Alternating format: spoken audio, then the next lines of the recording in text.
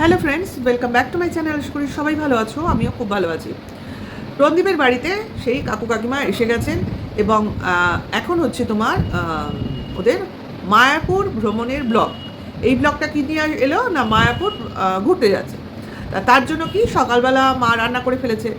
লুচি করার কথা ছিল, লুচি না, কারণ কাকিমা বলেছে অত দূর যাবো গাড়ি করে, লুচিটা খাওয়া ঠিক হবে না। ঠিকই বলেছেন, গরমের মধ্যে ভাত ডাল, সম্ভবত কোনো বেগুন ভাজা কি তরকারি ছিল কি, আমি না অতটা খেয়াল করিনি। যাই হোক, করেছেন ওর মা, ওনারা খেয়েছেন, খাওয়া দেখানোর ব্যাপার নেই। টন্দীপ খেয়েছে দেখেছি।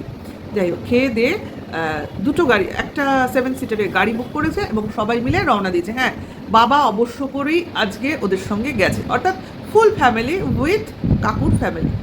আচ্ছা, এবার সবাই মিলে মায়াপুর গেছে। ভীষণ গরম, যদিও টন্দীপের বলে বহুবার ঘোরা, আমরা একবার যেতে দেখেছি সেই দিদির সঙ্গে।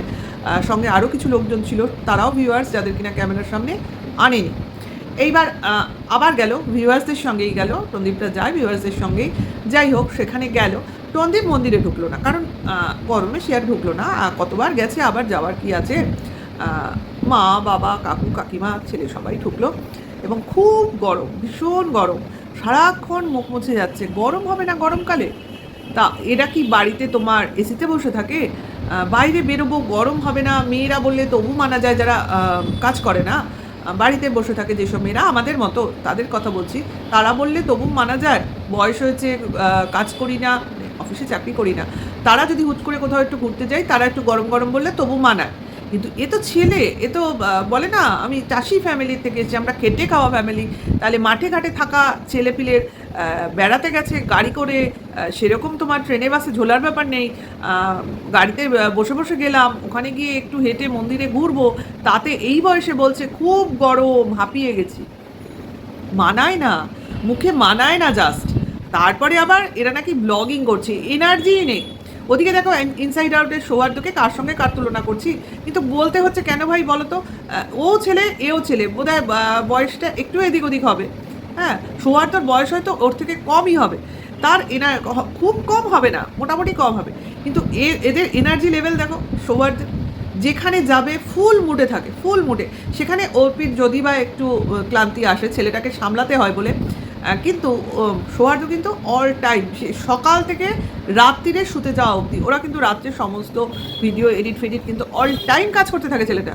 এবং শুধু ব্লগিং না, তার আলাদা তোমার এখন তো বুটিক আছে, রেস্টুরেন্ট আছে, তার মানে কী পরিমাণ খাটতে হয়, কী পরিমাণ মাথায় জিনিস নিয়ে চলতে হয়। তাহলে এই ব্লগারের অবস্থা দেখো, বাড়িতে বসে শুধু ক্যামেরা করে, না বাইরে যায় না অমুক যায়, বাবাকে দিয়ে খাটায়, মাকে দিয়ে খাটায়, হাতে শুধু একটা ক্যামেরা। একটু ঘুরতে গেছে ভিউয়ার্সদের সঙ্গে গাড়ি চড়ে চড়ে, না নিজের গাড়ি ড্রাইভ করতে হয়েছে, সে নাকি গরমে ঘামছে, খুব কষ্ট। মায়াপুরের ওই যে তোমার লাইন দিয়ে যে খাবারের ভোগের যে লাইন, সেখানে খেতে পারলো না। এরা তো প্রথম গেছে, এদের তো খাওয়াটাই প্রথম গেছে, মানে আমরা প্রথমই দেখলাম। আগে গেছে কি গেছে না সেটা কি করে জানবো, সেটা কথা না। এদের সঙ্গে যখন দেখছি প্রথম, সেই জন্য প্রথম বললাম। তারা ভোগ খেলো না। এরা কিন্তু এর আগে যখন ওই দিদির সঙ্গে এসেছিলো পাতানো, তখন কিন্তু ওই লাইনে দাঁড়িয়ে ভোগ খেয়েছিল, আমরা দেখেছিলাম। তাহলে এইবার কিন্তু আর তোমার ভোগের লাইনে দাঁড়ালো না, কারণ গরম। ঠিক আছে, কাজে কোথায় গেল? গাড়ি চড়ে কোনো এসি রেস্টুরেন্টে গিয়ে খেলো। তার মানে কী পরিমাণ ভক্তি তোমরা ভেবে দেখো। আমি মন্দিরে ঘুরতে গেলাম, সেখানে মন্দিরের প্রসাদ খেলাম না, কি খেলাম না, এসি রেস্টুরেন্টে গিয়ে খেলাম। বুঝে নিয়েছো?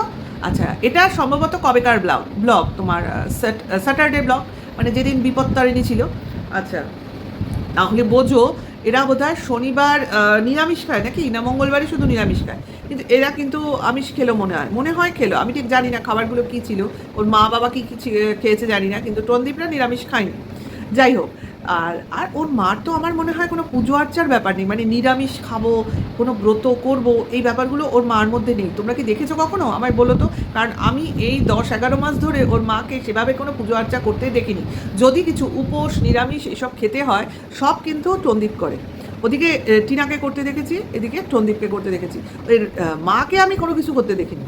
টন্দীপের মার কথা বলছি, সেদিনও তো বাড়িতে নারায়ণ পুজো হলো, টন্দীপ আর টন্দীপের বাবা খেয়েছে লুচি করে, উনি নিজের জন্য ভাত রান্না করেছেন। তাহলে ভাবো, সেই ভাতই বেশি হয়েছিল, ছেলে খাবে বর খাবে ভেবেছিল, কেউ খায়নি, পরদিন সেগুলোকে পান্তা খেয়েছে।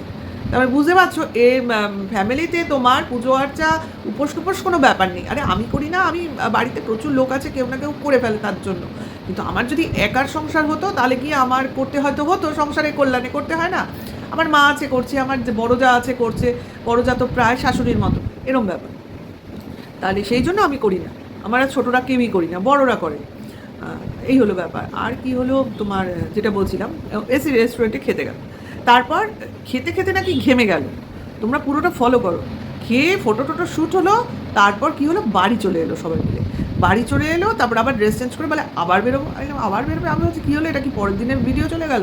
তারপর বুঝলাম না, ওই দিনই বিকেলে আবার বেরোবে, জামা চেঞ্জ করলো, করে বলছে খেতে ঘেমে গেছি, চলে এসেছি, অ্যাকচুয়ালি ভুলে গেছি একটা জায়গায় যাওয়ার কথা ছিল, সেই জায়গায় যাব। তা বোঝা গেল এখানে মা বাবু বাচ্চা কেউ যাবে না, ওই কাকু কাকিমাকে নিয়ে টনদীপ কোনো কারোর বাড়ি যাবে, কারোর কোনো রিলেটিভের বাড়ি যাবে। তা আমি ভাবলাম রিলেটিভ, কার রিলেটিভ? না, ওই কাকু কাকিমার রিলেটিভের বাড়ি যাবে। রিলেটিভ কথাটাই কিন্তু ইউজ করেছে। তাহলে এখানেই আমার একটা প্রশ্ন জাগে যে ওই কাকু কাকিমা যারা এসছে, কলকাতায় ছিলেন, বিশেষ কী করতে এসছিলেন, সেখান থেকে অনেক রিকোয়েস্টের পর টনদীপদের বাড়িতে এসে রয়েছেন এবং এদের বাড়িতে থেকেই ঘোরাঘুরি করছেন। মানে আজকের ব্লগিংয়ে দেখলাম মায়াপুর, আবার গতকালকের ব্লগিংয়ে সম্ভবত, আমার তো মনে হচ্ছে দীঘা যাবে, সম্ভবত কোথাও যাবে যেখানে এক রাত্রি থাকবে। তা সেটা বললো। তার জন্যই বলছি হয়তো বা দীঘা, হয়তো বা তারাপীঠ হতে পারে। কারণ আমার সঙ্গে এটাও বললো ছেলে খুব খুশি হবে, ছেলের খুব আনন্দ হবে। সেই জন্যই ভাবলাম, দুদিন আগে পুরী গেছিলো, সমুদ্রে ছেলের খুব মজা হয়েছে, তার জন্যই বলছি এটা দীঘা হলেও হতে পারে, পুরী হবে না, পুরী এখন অত দূর যাচ্ছে না। যাই হোক, সেটা কথা না। তা কাকু কাকিমা এসে রয়েছে ওদের বাড়িতে, বেশ, কিন্তু ওদের ওই কৃষ্ণনগর এলাকায় নাকি কাকু কাকিমাদের এক রিলেটিভের বাড়ি আছে। তাহলে রিলেটিভের বাড়ি যখন থাকবে, তাহলেই ভিউয়ার্স ব্লগারের বাড়িতে ওনারা রয়েছেন কেন? এই প্রশ্নটা আমার মাথায় এসেছে ভাই। তাদের নিজেদের রিলেটিভের বাড়ি বাদ দিয়ে একজন ব্লগারের বাড়িতে কেন রয়েছেন? এটা কিন্তু একটা প্রশ্ন। কারণ তারা রিলেটিভের বাড়িতে যাচ্ছেন, তার জন্য কেনাকাটা করেছেন, তার জন্য করেছেন না এদের জন্য করেছেন আমরা বুঝলাম না, কেনাকাটি করতে দেখেছি।